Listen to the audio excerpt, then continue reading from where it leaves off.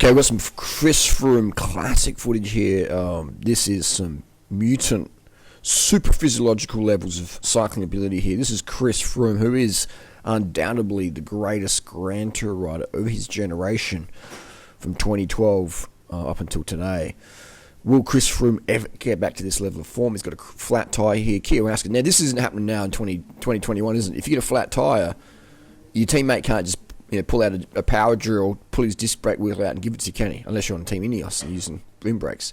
So, do you see what happened there? Just Chris Froome threw the bottle. He threw the bottle just to save every single gram of weight. Will Chris Froome ever be able to get to this level of riding? No way. Not with the bike he has now. That disc brake bike is just an absolute clunker. You just saw Chris Froome throw the water bottle. All right, every gram matters at this level. Let me say it again. Every single gram, every gel in your pocket, your sunglasses. Pantani used to throw his sunglasses to the crowd to save 25 grams. All right, these guys are obsessed about weight. Obsessed about weight. Look how skinny they starve. They do anything it takes to lose the weight and maintain the power. Obviously, if you lose too much weight in your bike or your body, you're going to lose power or flexibility, stiffness in the frame, and durability. So it's all about hitting that 6.8 kilo marginal gain limit on the bike. But will Chris Froome get his level? I think he could. I definitely think physiologically he definitely could. He knows what it takes. His body's done it before. Mentally, he knows what he has to do. Now, bike-wise, no chance in hell. No chance in heck you're going to be riding this level with disc brake bike. You're just not. Like, it's just... I mean, look at what's happening. He's got a flat tyre here. He got a wheel change from Kiyowski. A little tap in the back, a little push, and he's back in the bunch. If that was disc brake bike, you have to wait for the team car, and then you're basically riding a cyclocross bike with 25mm tubs back to the bunch, which is okay if everyone else is on cyclocross bikes with 25mm tubs, but still, he wouldn't have got on, would he? He probably wouldn't have got back on if he had to wait another minute and a half for wheel change for the team bike, spare bike. So this is bar day. So they pretty much know the yellow jersey is a little bit, I mean, I'm assuming they know, but, it's a little bit of a dog move, I think, that, they kept the pace on and the yellow jersey's behind, So, I mean, there could have been a bit of communication breakdown, but I dare say, the team cars, director Sporties would have known that Chris Froome's got a flat, and it didn't seem to be any low in pace. They were riding single file, sitting on probably 6 watts per kilo, and that Chris Froome's had to bang out a 7 watt per kilo effort, get his teammates to come back, drag him up. So that's just how cutthroat the level of racing is. Now, obviously, we've got this in slow mode, just so we can really appreciate the cadence and the technique. You got Yates there having a dig. They know this is really, like they all know that Chris Froome's had the chase back on, and they're like, well, win's a win, So there's no let's let you catch your breath, because they just know Chris Froome is on the next level.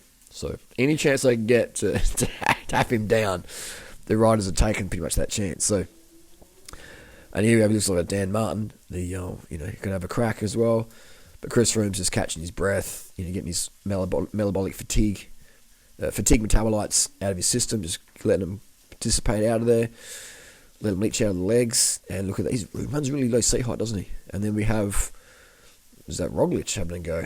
And it looks like, there we go. Now Chris Froome's going to jump across to that. That looks like the move of the day. And now Chris Froome's had to chase all the way back on. He's still got the legs to be able to bridge those explosive, that's probably a 1200 watt attack.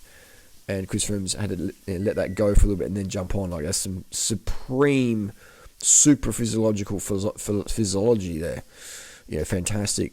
So Chris Froome definitely has that ability. He has the contacts, he's got the genetics, he's got the drive.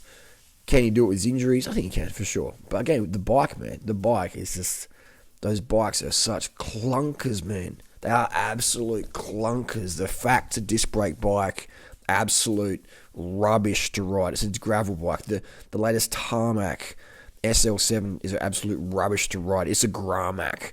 Now, these bikes are great for gravel, but they're not designed for this level of riding, this acceleration, this manic, 7 watt per kilo for 30 minutes sort of style of riding. They're 250 hemoglobin. These bikes are just manic. And if you've owned one of these bikes, I've owned many, many, many of them, you understand what the vibe is. I have gravel bikes, I have road bike, road disc. This is night and day. Like, these, only those who have had these high level of bikes understand what I'm talking about. The average person, they buy an alloy bike, and then their second bike is like a Canyon Aero disc brake. And like durianrider does not know nothing. He doesn't know anything. Durianrider's a clown. And it's like, so 25 years of racing experience here. I've owned, how many bikes have I owned? I've lost count how many bikes I've owned. I've lost count how many bikes I've ridden for reviews, or friends say, hey Harley, ride my bike, see what you think, or tune the gears, and I've got to ride the bike. And these road disc brake bikes, man, absolute clunkers. You can't ride this level of mania. If you're someone like Chris Froome, if you're used to the lightweight bikes, you can't ride this level anymore. If you're a new rider and all you know is CX with 25mm tubs, then yeah, okay, it's different. But it's like having a girlfriend who does certain things for you, or to you, or whatever, and you go back to otherwise, you're thinking, oh, what's this, and vice versa. So I'm just saying that, Chris Froome won't get back to that level of racing unless he's got the equipment that handles that. So Factor should do everything it takes for their team to get some results and give them rim brake bikes, because right now there's a huge disparity in performance with rim and disc road. As you can see, Team Ineos is absolute cleaning up. It's Tour de Suisse, the Giro, and now we've got and the Dauphiné. It's like, and Tour de France, next stop for Team Ineos, aka rim brake cartel. I think road discs absolute joke for the World Tour riders. For some riders they're great, but for World Tour riders, absolute joke, and it pains me to see these riders missing out on the results because they're riding this heavy cyclocross with a 25mm test. Anyway, it's a joke.